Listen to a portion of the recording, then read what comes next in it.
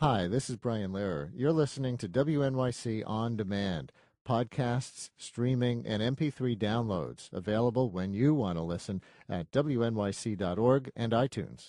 WNYC On Demand is supported by DataPipe Managed IT Services, delivering a comprehensive suite of managed services including implementing, securing, and scaling applications designed for mid-market and Fortune 1000 enterprises. DataPipe.com. When you walk through the garden, watch your back. Well, I beg you, pardon. Walk the straight and narrow track. If you walk with Jesus, save your soul. Gotta keep the devil down in the hole. He's got fire. Well, one of the amazing things about the TV show The Wire, set in urban Baltimore, is how much it seems to care about being authentic. One reason, its creators cast non-actors in key roles. For example, my guest, Snoop Pearson. If you're a fan of The Wire, you know her as Snoop, the boyish girl who has a penchant for disposing of murdered bodies. Fair way to describe the character? Yeah, that's good. Well, Snoop is also her nickname in real life, and her real life before HBO was intense. She even did prison time for shooting a woman who tried to attack her with a bat. Here is a scene from The Wire in which Snoop is in a hardware store shopping for a nail gun, and the store clerk has no idea that she wants it to hide dead bodies. Are you contracting or just doing some work around the house? No, we work all over. Full time? No, we had about 5 jobs last month. At that rate, the cost of the powder-actuated guns justifies itself. I'm gonna go with this right here, man. How much I owe you? $669 plus tax. No, you just pay at the register. No, man, you go ahead and handle that for me, man. And keep the rest for your time. This is $800. So what, man? You earned that bump like a mother, man. Keep that With me now, Felicia Snoop Pearson, just out with a memoir called Grace After Midnight. Mm-hmm. Welcome to WNYC. Thanks for coming. Having me. Who are you, and how did you wind up with a role on The Wire? My name is Snoop Pearson. Played the character Snoop on The Wire. I got the role. Well, I met Michael K. Williams first of all at a nightclub, and Michael K. Williams, the creator, he plays Omar, the character Omar on the show, and he brought me to the on set, and here I am, man. Here I am. Here you are, and we're going to talk about your life. But that scene we just played about buying a nail gun, you write about it in the book. How you didn't get what it was about at first. Yeah, exactly. Want to tell us that story? Yes. When I got the script, it was the first script of the show, the first episode. So I was the opener. So I'm reading the script, I'm looking at it, and I'm saying to myself, like, why is I'm going in the hardware store and buying a nail gun? And then it just don't sound right. So I had told Mr. Ed Burns, one of the writers of the show, I was like, I don't get it. He was like, no, just listen to me. Read it, and then just act it out like you and your grandfather going to a hardware store and just get lumber or something. He said, just be yourself. So you never hid bodies in real life? Nah. And I don't get it yet. What was the relationship between the nail gun and the hiding of the bodies? The nail gun was to put the board back up on the abandoned houses, to nail them right back up. Nail in the coffin, so to speak, huh? Yeah.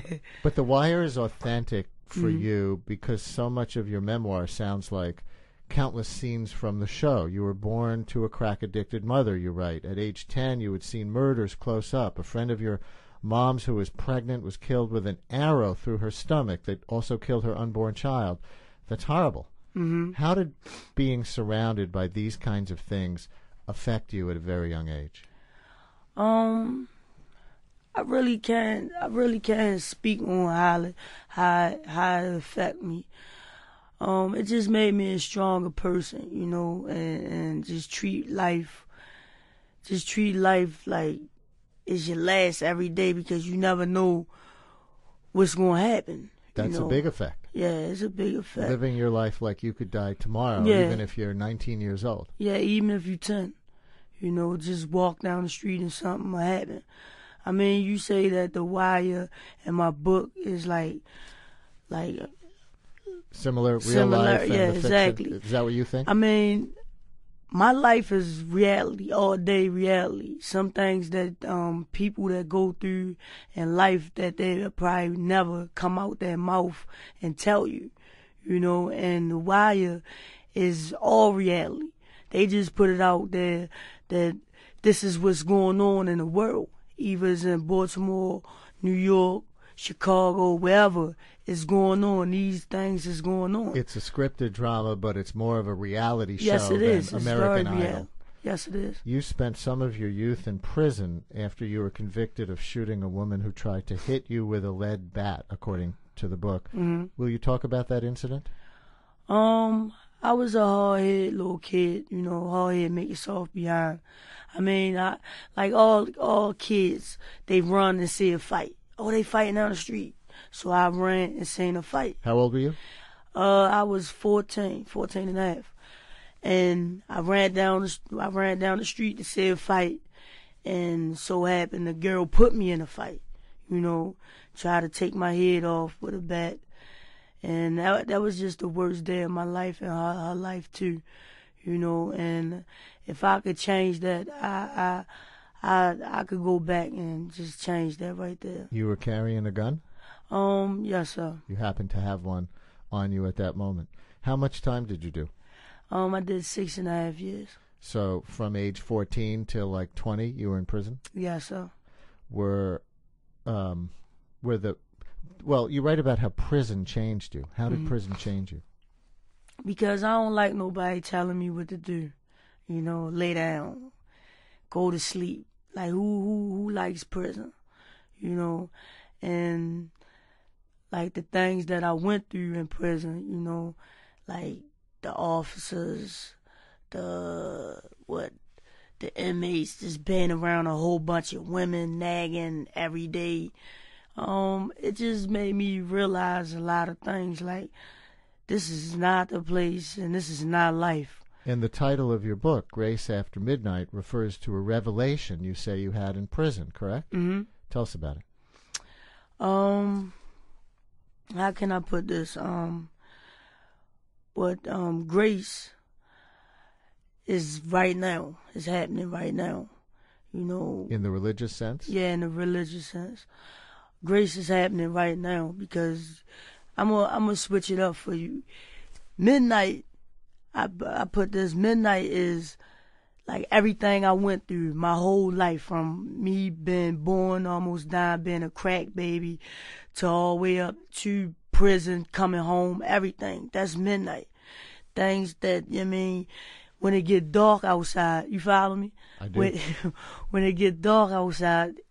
In my neighborhood, that's when everything happens, you know. And Grace is like, he's shining his light on me right now. So you know? midnight was your early life, Yeah. and Grace is now. Exactly. And so after you felt you received this grace, was it hard to stay hopeful, given all that had happened to you before? Say it one more time. Was it hard to stay hopeful, given all that had happened to you before? I had very good patience, you know, and prison really did show me that patience it gets you a long way. And I have patience. Felicia Pearson, you may know her as Snoop from The Wire. Her memoir, Grace After Midnight. Any Wire watchers out there? Anything you wanted to ask Snoop or the person who plays her?